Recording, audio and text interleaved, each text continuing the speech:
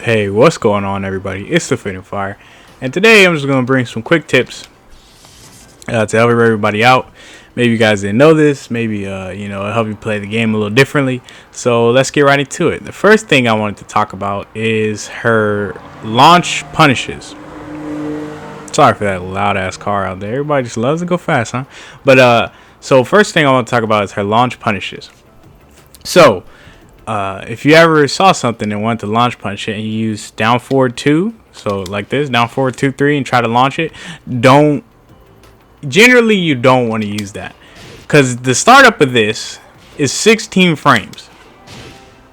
And if you guys, I need to stop saying guys because I know everybody who watches isn't a guy, but if all of you don't know about like frame data and stuff like that, basically 16 frames is a long ass time.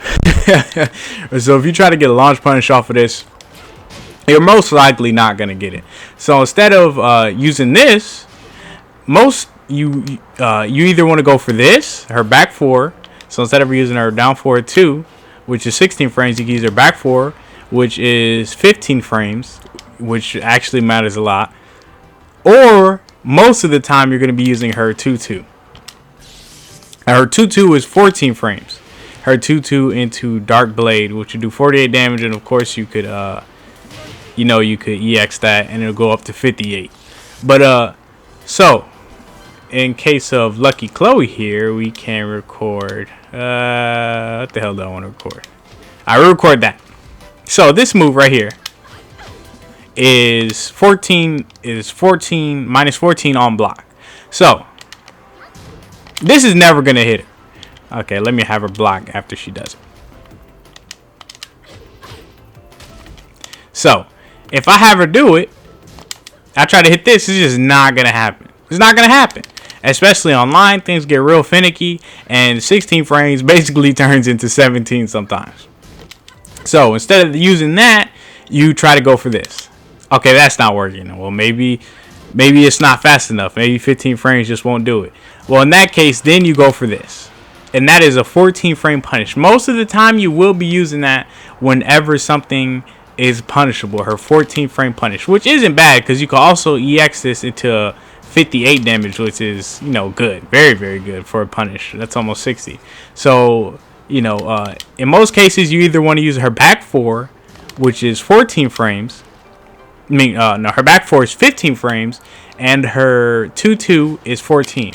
So if you ever see, a move, you're like, okay, I know I can punish this. This move looks punishable, feels punishable. First, go for this. Always go for this first. Never go for this. The reason you never, okay, stop. I need to make her stop. The reason you never want to go for this in the first place is because this is launch punishable. All right, so if you go for this and they end up blocking it, then you're gonna be in a world of hurt because this is launch punishable. This is not safe on block. It's only jab punishable. But if they do try to punish it, you could go into that, which is not interruptible. So back 4 and 2-2 are the much safer options. So if you have a feeling that something is launch punishable, go for either back 4 or for 2-2. Which most of the time you will have to reside to 2-2 because 14 frames is usually the punish gap for most people. But 15 is much more common than 16. So, like I said, if you guys want to punish something, you have a feeling it's punishable, something like this, and you're like, okay, she hit me with that. I have a feeling that's punishable. Let me try to back 4. All right, didn't work out. Let me try to 2-2 now. No, that didn't work either. I was too slow. Let me try 2-2 now. Okay, that seems to work. So usually you have to reside to 2-2, but never. I saw somebody in the comments say that, her down forward 2-3 was too slow. And then, basically I got fucked up after I used it. So never go for this. It's dangerous. Online, a lot of things can go wrong. And, maybe it is a 16 frame punish, but who knows, lag, yada, yada, yada. So go for either back 4 or 2-2. And another thing I want to talk about is her while rising punishes. I don't know anything with Lucky Chloe, so we're going to switch to another character, and I will see you guys when we get back. Alright, everybody, we're back. And this time, we have our good old friend King. So, another thing about her punishes, her Wild Rising punishes. One thing you never want to do with Eliza is her while standing 4. You know, unless you're getting up and you just have the opportunity to do it, you never just want to throw this move out randomly, especially if the opponent is able to block, or if anything, they're just able to block, or they hit you with a down move and you want to hit them with a rising 4. I suggest to stray away from this move. Only reason I suggest to stray away from it is because there's a better option, and also this is launch punishable. So if they block it, you're gonna get launched, you're gonna get comboed, you're gonna get fucked up. So another thing I have is so we're gonna have King do his down forward. I think it's down 4-4. I didn't record anything. I thought I had already recorded it. So we're going to have him do his down 4-4. So if I block this, it doesn't reach. Now that punishes her. Not only is her... now, the reason you want to use her Wild Rising 1 instead of her Wild Rising 4 is because her Wild Rising run is faster. It's much faster. Well, not much faster. I think it's only like 1 frame faster. I think it's a 14 frame startup. It's 1 frame faster, and it also is safe on block. So if you happen to say if your opponent's doing a lot of jabs, right, and they do one jab, 1-2, 1-2, and that's all they're doing, so you're like, okay, I'm about to duck and Wild Rising punish this man. And you try Wild Rising 3, and he just happened to only do one jab that time, so he was able to block, and now you're going to get fully comboed off of it. So instead of doing that, you can do a Wild Rising 1 into a Dark Blade, and you could full punish, get the wall carry or whatever, all that good stuff. So instead of using her Wild Rising 4 for anything, if you're ducking over highs, or if you're if you're blocking lows and you might have gotten the frame wrong and you couldn't 15 frame punish that low that you just blocked, always use her Wild Rising 1 into Dark Blade.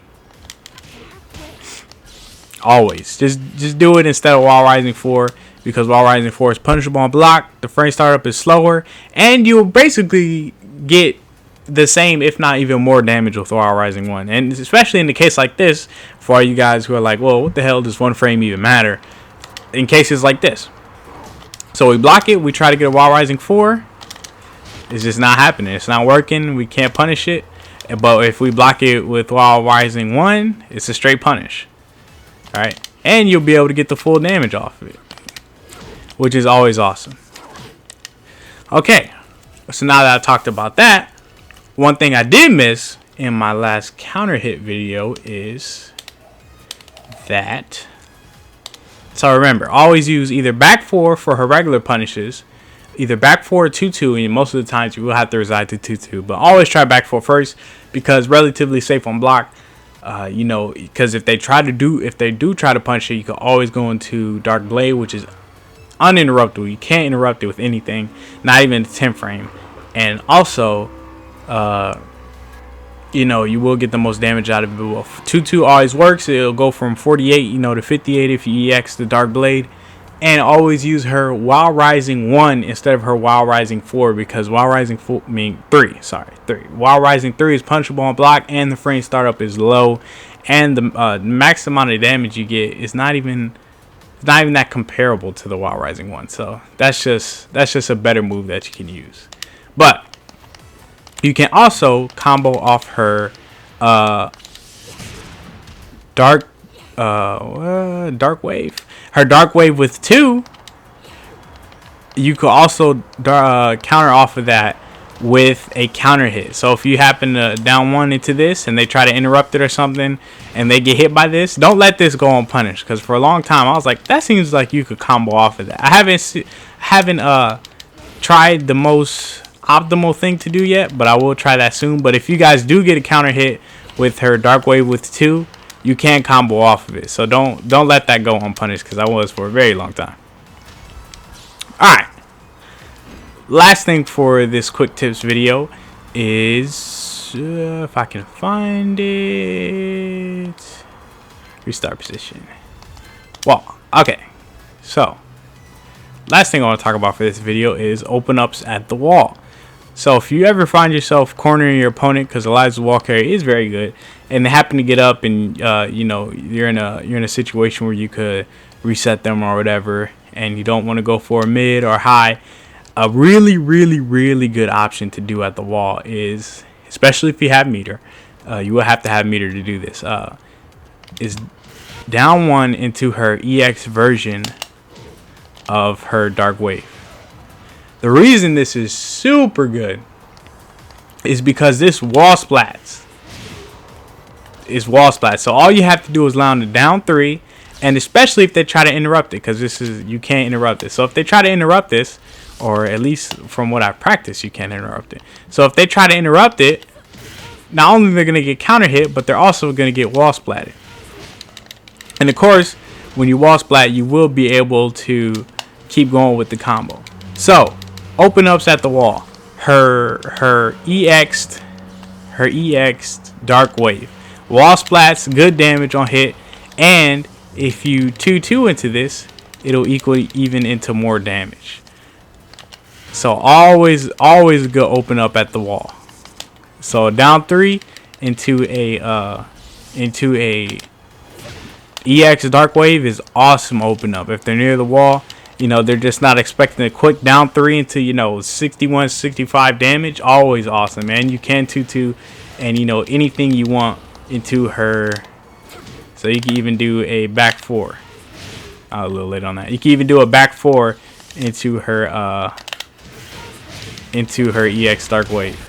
So open ups at the wall if they're close. Most of the time you will have to hit them with the down 3, which is fine because it's the quickest. Quick low, you know, just get them in. But if you happen to hit them, YY is probably the most damaging one you probably want to go for, and back 4 is always a good move. But it's either going to be between 2-2 or her down 3. That's probably the most prominent thing. So those are that's a really good setup for the wall. If you guys get your opponent close to the wall or something like that, down 3 into her EX dark wave is awesome for the wall. I use it quite a lot now. Now that I've you know, starting to use more tools and other stuff like that. But that is all I got for you guys for this quick tips video. I hope you guys enjoyed, and I will see you in the next one.